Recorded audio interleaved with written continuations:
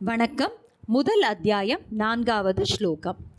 அத்ர சூரா மகேஷ்வாசா பீமார்ஜுன சமாயுதி யுயுதானோ விராடஷ்ச த்ருபதஷ்ச மகாரதஹ. இப்போ ஸ்லோகத்தோட விளக்கத்தை பார்க்கலாங்க.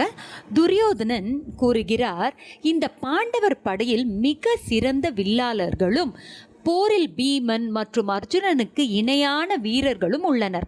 அவர்களில் யுயுதானன், விராட மன்னன், மகாரதியான திரிபதன் ஆகியோர் குறிப்பிடத்தக்கவர்கள் என்று கூறுகிறார். துரியோதனன் பாண்டவர்களின் படையை பார்த்து அதில் உள்ள வீரர்களின் திறமையும் வலிமையும் துரோணாச்சாரியரிடம் எடுத்து கூறுகிறான். அவர் மனதில் குறிப்பாக யுயுதானன், விராட மன்னன், திரிபதன் போன்ற புகழ்பெற்ற வீரர்கள் பாண்டவர் தரப்பில் இருப்பதை சொல்கிறார். பாண்டவர்களிடம் பல திறமையான வீரர்கள் இருக்கிறார்கள் என்பதை துரியோதனன் நன்றாக உணர்ந்திருந்தான். இதில் நமக்கு வாழ்க்கை பாடம் என்ன? எதிரியின் திறமையையும் உணருங்கள். துரியோதனன் எதிர் அணியில் உள்ள வீரர்களின் வலிமையை அறிந்திருந்தான். வாழ்க்கையிலும் நம்முடன் போட்டியிடுபவர்களின் திறமையை உணர்வது முக்கியம். பிறரின் திறமையை ஏற்றுக்கொள்வது நம்முடைய பலவீனம் அல்ல, அது நமது முதிர்ச்சி. இரண்டாவது, நம்முடைய பலத்தை அறிந்து கொள்ள வேண்டும்.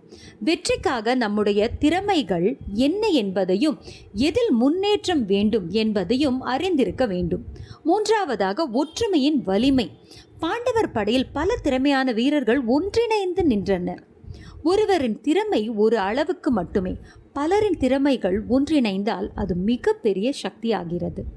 இன்றைய கீதையின் சிந்தனை: பிறரின் திறமையை பார்த்து பொறாமைப்படாதீர்கள், அதை மதித்து உங்கள் திறமையை மேலும் வளர்த்து கொள்ளுங்கள்.